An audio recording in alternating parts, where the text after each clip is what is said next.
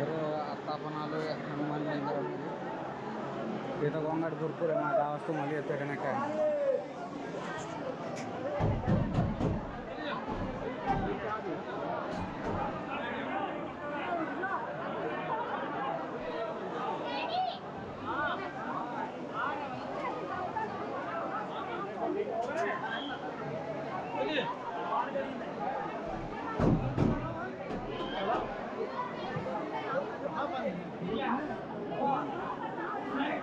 Mummy शिरली गर्दी तिथं दर्शन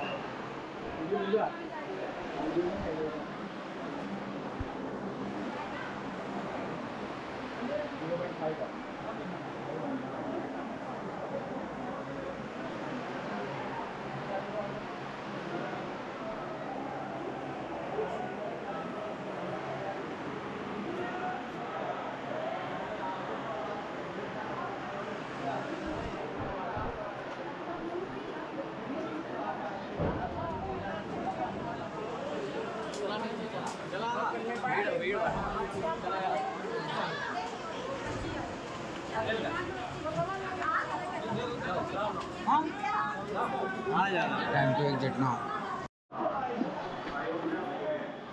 1972 सालचे महाराष्ट्र आपण येतो हनुमानगडी मंदिरात. आता आपण चाललो आहे हनुमानगडी मंदिरातून बाहेर. तिथं तुला मळी दिसते, कुठं मळी दिसतं आणि तिथं बाहेरच्या बाजूला बऱ्याचशा भाषांमध्ये लोकेशनचं नाव लिहिलं. अगदी स्पॅनिश, रशियन, फ्रेंच, पोर्तुगीज वगैरे इथल्या सगळ्या भाषा. ह्यातली नेमकी कोणती कुठली येते हे सुद्धा मला माहिती नाही, पण आपल्याला फक्त रशियन कळते. चायनीज नाही, चायनीजमध्ये नाही तिथं.